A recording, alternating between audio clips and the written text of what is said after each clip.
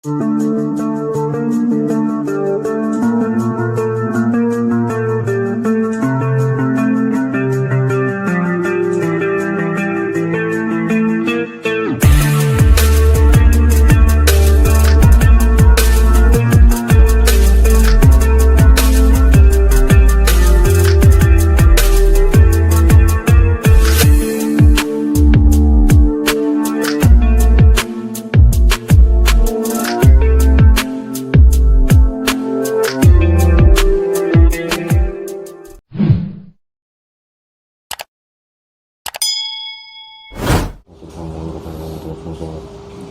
yang masih muksa atau yang pernah bersinambungan dengan saya, orang yang muksa dimanapun berada, dimanapun berada, untuk semua yang berada dengan hadir Allah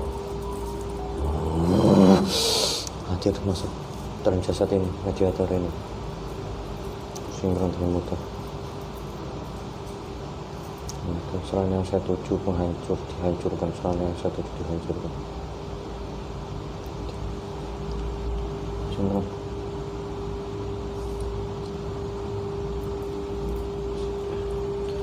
Baik, Bismillahirrahmanirrahim. Assalamualaikum warahmatullahi wabarakatuh. Bismillahirrahmanirrahim. Ala bi ni'matillah wa la hawla wa la quwwata illa billah. La ilaha illa anta subhanaka inni kuntu minadh dhalimin. La ilaha illallah, syukran li ni'mati. Allahumma shalli ala sayyidina Muhammadin nabiyil ummi wa ala rasulillah wa baraka wa sallam amma ba'du. Ikhwani rahimakumullah, salam marhaban untuk kita semuanya dimanapun berada. Semoga kita semuanya selalu dalam lindungan Allah Subhanahu wa taala. Alhamdulillah, pada kesempatan hari ini suatu momen yang luar biasa karena kita didatangi ruh orang yang muksa, yang hadir muksa gitu kan. Jadi ini pertapa. Jadi ini kedatangan ruh tamu gitu kan, tamu orang muksa. Jadi kita langsung saja masuk wawancaranya. Jadi bagi para ikhwan, jangan lupa untuk uang parkir ya, di komen yang perlu datang untuk ditekan subscribe-nya, terus dukung channel kami biar semakin berkembang. Saya bicara masing-masing. Selamat malam. Selamat malam. Dari tadi tidak bisa bicara. Tidak bisa masuk kok, tidak bisa bicara, kenapa? Nggak tahu, seperti ditahan. Mau ngomong bahasa asli saya nggak bisa. Ini dengan siapa? Saya Arga Wilis. Arga Wilis ini Ki Arga Wilis. Ya, Ki. Dari sana, timur sana. Timurnya di mana? Jawa bagian timur itu dekat Gunung Lawu, ke sana sedikit. Gunung Lawu di sana. Penanggungan. Ya. Ini sampai ini berupa apa atau masuknya itu sebagai apa? Saya manusia ya. Menurut saya masih hidup. Ini manusia sama roh sukma kalian ini. Nah, ini posisinya sebelum hadir ke sini ini ada di mana? Saya masih menunggu. Saya menanti cahaya. Ada dulu saya bertemu, mungkin itu gurunya kalian, itu mungkin saya membawi seperti itu, suruh menunggu nanti suatu ketika kamu dipanggil cucu saya. Orangnya dulu pakai baju itu panjang itu yang putih, bawa tongkat, bawa apa itu, selempang begini. Ini selempang ini kayak gini? Bukan, selempangnya lain, dulu agak kusam. Iya. Suruh menunggu di puncak sana. Nanti kalau sudah banyak gunung-gunung yang meletus, nanti kamu pasti dipanggil. Jadi saya sudah menunggu ini ratusan tahun ini. Nah, ini bisa diceritakan bagaimana kisah awalnya sampean bisa terjebak masuk ke dalam alam gaib, atau mungkin yang bisa dikatakan orang-orang itu moksa kan dia. Dulu itu saya seorang orang bilang begawan apa ya, saya pemuja, saya tantrayana. Dulu saya memuja para dewa-dewa, saya melakukan pemujaan. Saya gurunya guru dulu di daerah situ. Pemuja itu seluruh resi tunduk ke saya. Nah itu pada zaman siapa? Itu sebelum yang mengalahkan Nyi calon arang itu. Nah itu saya sebelum beliau Kanjeng Barada yang sekarang nggak tahu kemana beliau ini. Saya mencari nggak ketemu. Itu sebelum beliau saya sudah ada. Nah tujuan dari sampean bertapa ini apa, atau melakukan hening seperti itu kan? Dulu itu supaya mencari ketentraman, ketenangan jiwa ini, jiwa kamu ini, kamu punya jiwa ini.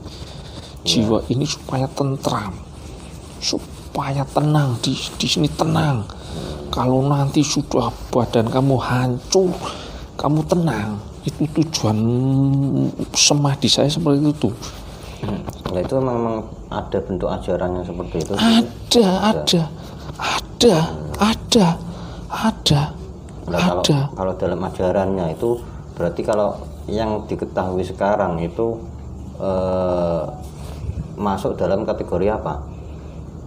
Ajaran apa? Ajaran yang seperti apa itu? Itu sekarang yang di sebelah sana itu para pemuja dewa-dewa seperti itu. Dulu seperti itu. Kan dulu banyak cara untuk pusatnya, kan sekarang kan berpindah ke jauh ke seberang laut sana. Dulu di sini pusatnya kami itu di seluruh dunia, di sini di tanah Dwipa ini, Jawa Dwipa ini dulu, tapi terus berpindah ke seberang laut sana. Seberang laut sana itu asalnya dari sini. Apakah itu dikatakan juga yang bernama reinkarnasi itu seperti itu? Bagaimana? Itu yang diajarkan seperti itu. Seperti itu yang diajarkan. Ternyata bukan seperti itu yang dimaksudkan. Beda-beda sedikit, hampir mirip tapi bukan. Tapi kan ini kan dari beberapa orang yang Musa itu kan memang dalam ada tertulis seperti itu kan. Ada yang melakukan pertapaan itu ditulis. Nanti kalau kamu ingin hidup atau kamu ingin ketemu orang yang ada ciri-cirinya seperti ini, kamu harus muksa dulu. Itu apakah kamu juga melakukan hal seperti itu? Saya dulu setelah muksa itu terkatung-katung. Saya itu dulu bertapanya di atas pohon. Saya hanya begini. Sampean tahu Resi Subali? Ya. Itu saya seperti itu. Tapi saya duduk begini. Di gunung di atas sana saya begini. Jadi mengangkat tangannya. Saya duduk begini. Ini berpegangan pada dahan. Ini seperti itu. Itu setelah saya hilang ini, badan saya hilang. Bukan hilang, hancur. Saya jalan-jalan ini, jiwa saya. Nah itu kan di mungkin di ajaran kitab sampean apa namanya, di ajaran di iya, itu tantra saya. Tantrayana saya. Iya. Nah itu dalam kitab itu ada nggak penyebutan nama Sang Hyang Nurcahya Ningruan itu ada? Itu musuhnya Sang Permoni. Itu dalam ajaran Wisnu ada tertulis seperti itu. Ada tertulis. Saya termasuk Betari Durga. Itu musuhnya. Jadi saya ini mau minta ampun pada beliau Sang Hyang Nur, saya disuruh meminta maaf dan mengabdi ke beliau, kata orang yang menemui saya waktu lewat. Itu pesannya seperti itu. Kamu tunggu saja di sini. Nanti kalau kamu memang sudah ingin mengabdi, kamu akan dipanggil beliau. Murid-murid beliau memanggil kamu. Karena dulu belum ada yang mampu. Kata beliau itu yang orang baju putih-putih itu. Syekh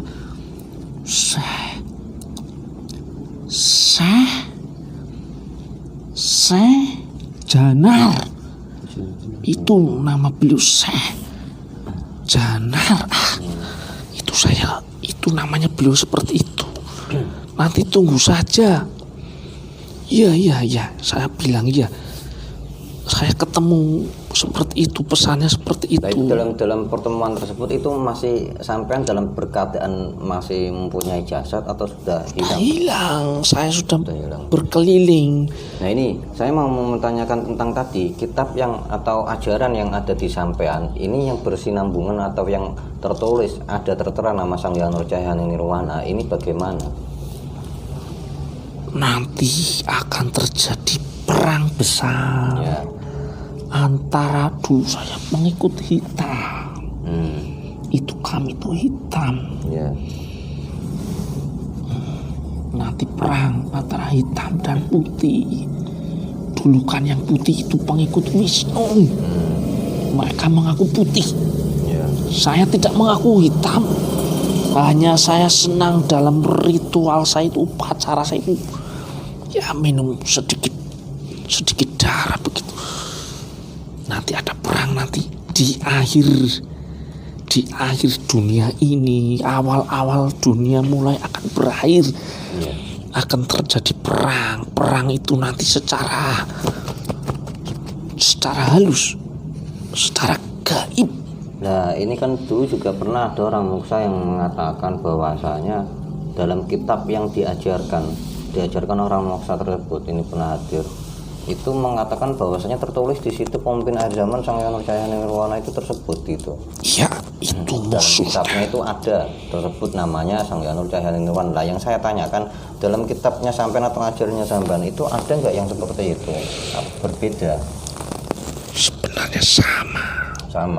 Lah maksud saya itu sampean coba diceritakan bagaimana isi kitab tersebut atau ajaran tersebut itu seperti apa, ajaran yang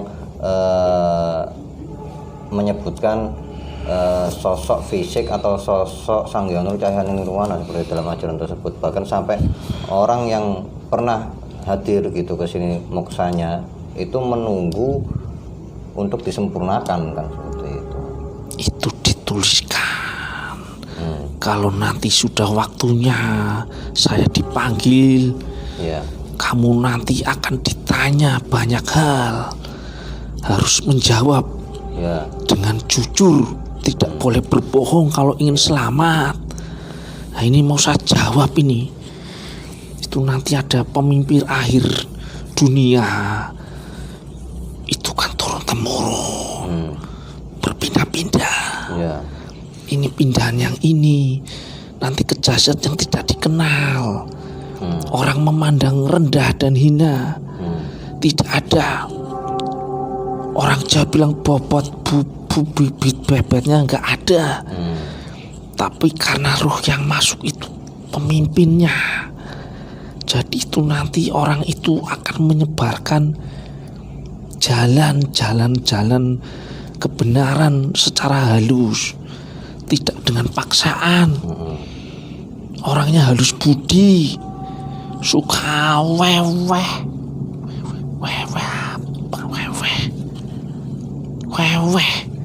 memberi. Nanti orangnya tidak dikenal dan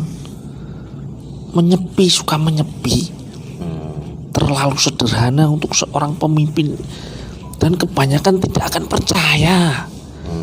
Nanti dihujat, dihina, direndahkan kecuali oleh murid-muridnya.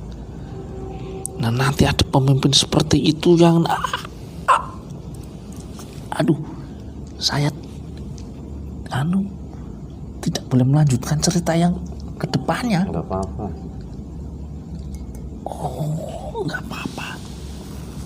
Nanti akan melahirkan pemimpin lagi ke depannya. Itu. Oh, nggak apa-apa. Itu seperti itu, tapi hanya orang-orang yang diberi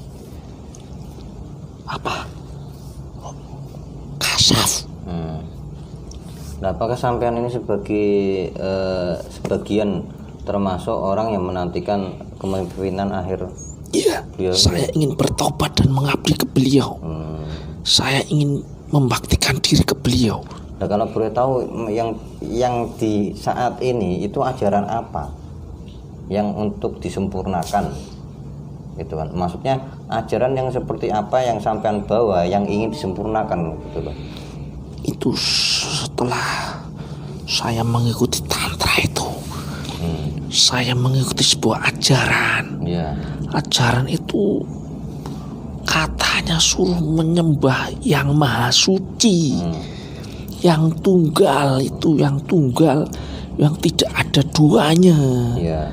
Itu manusia itu yang mengajak saya, suruh menyembah ke itu. Dia bicara itu membakar jasad yang halus saya itu terbakar. Akhirnya saya diberitahu beliau itu, nanti kalau kamu tiba sana kamu disempurnakan. Untuk zaman itu saya belum ada perintahnya untuk menyempurnakan saya yang terkatung-katung di sana, terbang ke sana ke sini, balik lagi ke Wilis, terbang lagi, ketarik lagi ke situ. Jadi nggak bisa kemana-mana, saya terkunci di situ. Walaupun saya bisa ke sana ke sini, nanti waktunya balik lagi, terkunci di situ saya. Nah, ini saya akan menanyakan tentang proses sampean hilang jasadnya itu bagaimana, apa yang dirasakan saat jasad itu tiba-tiba lenyap dari dunia gitu kan, tiba-tiba sampean merasakan sudah tidak menemukan jasad sampean lagi, itu bagaimana rasanya? Sebenarnya sangat sakit. Sakit sebenarnya itu seperti dimakan semut, beribu-ribu semut. Ternyata setelah saya lepas itu hasil pemujaan saya. Mereka datang mengerubuti jasad saya itu, berebut saya untuk rebutan ini. Ya, jasad saya hilang. Ya saya mau kemana? Ya melayang-layang, mencari kesempurnaan. Sampurnaning sejati saya mencari seperti itu. Itu yang saya cari-cari, malah salah. Mengikuti ajaran seperti itu salah. Akhirnya ketemu beliau, saya muridnya yang memberi tahukan kedatangan yang nanti akan bisa menyempurnakan saya. Beliau Sang Yang Nurjagat. Itu ini biar kita ikrar dulu, saya talqin kan, diikuti ya bercandanya. Bismillahirrahmanirrahim. Bismillahirrahmanirrahim. Asyhadu Allah ilaha illallah wa asyhadu anna Muhammadan Rasulullah wa Abdullah.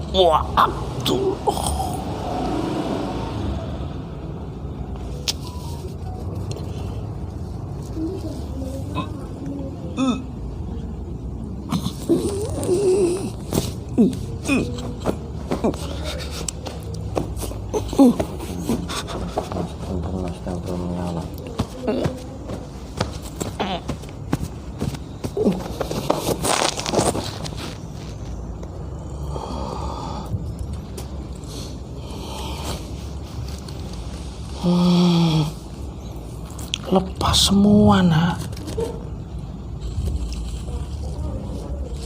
Lepas semua. Yang lepas apanya? Ini kalau ini tanduk-tanduk kerbau ini lepas semua.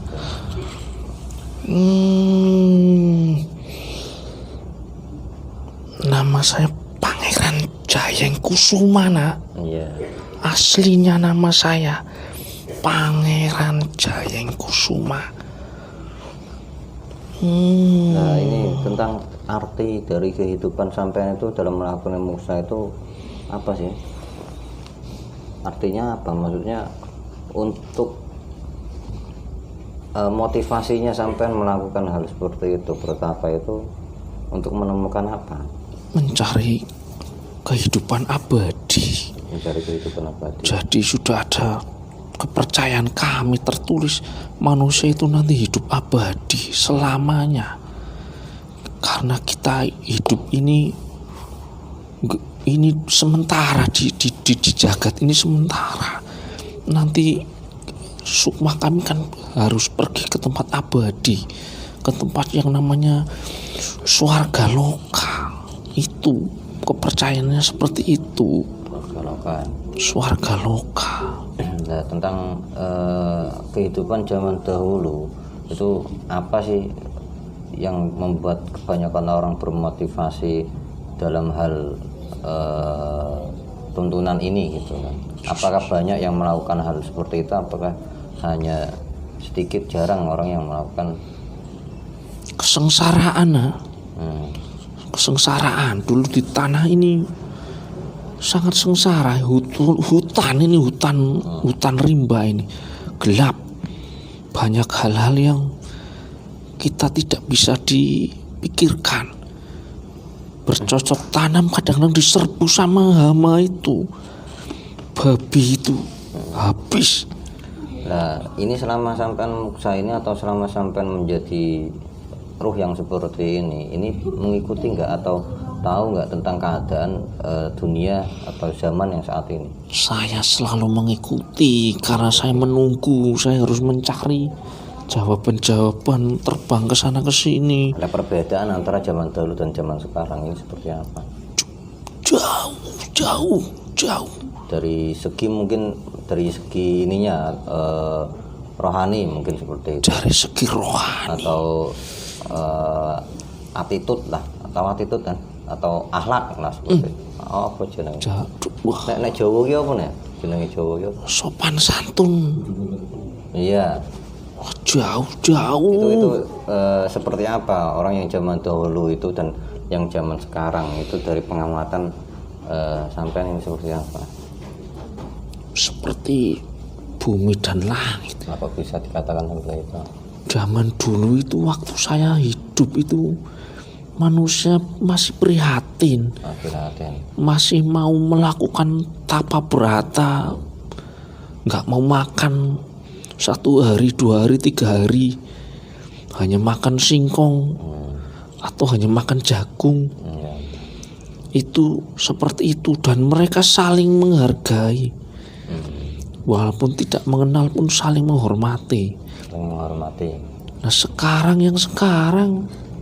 manusia makan seperti binatang, menjijikan dimakan, barang-barang menjijikan dimakan.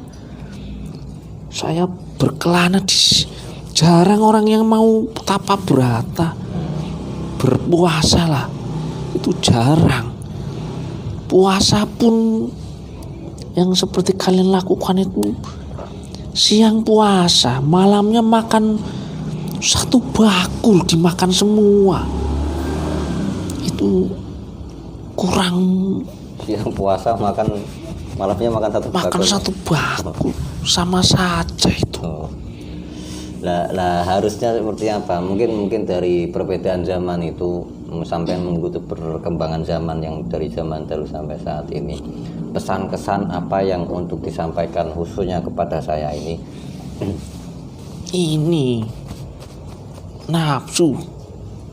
nafsu dari dahulu sampai sekarang di sini. Kalau dulu nafsunya orang ingin berkuasa itu saja, ingin menjadi pemimpin peperangan, berebut kekuasaan. Nafsu ini dulu manusia ingin berkuasa, berjaya, pamer ilmu, pamer ini, angkatan perangnya banyak. Sekarang nafsunya makin bertambah, ya ingin berkuasa, ya ingin makan, ya ingin harta, sampai melupakan teman, saudara, orang-orang yang membutuhkan. Itu lebih menjijikan zaman sekarang. Nah, itu seperti itu. Berarti saya menjijikan ya, termasuk ya? Ya, muatan. Itu katanya suruh menjawab. Iya, enggak. Jadi kan ini buat pelajaran bagi saya juga. Mungkin itu saja ya.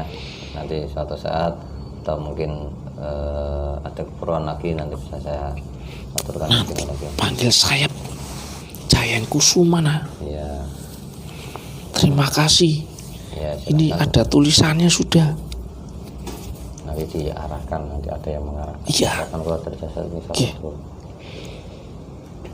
Assalamualaikum warahmatullahi wabarakatuh.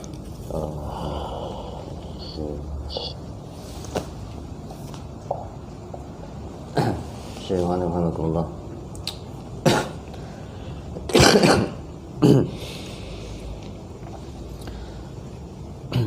Jadi seperti itu tadi pembicaraan kita dengan orang yang melakukan muksa.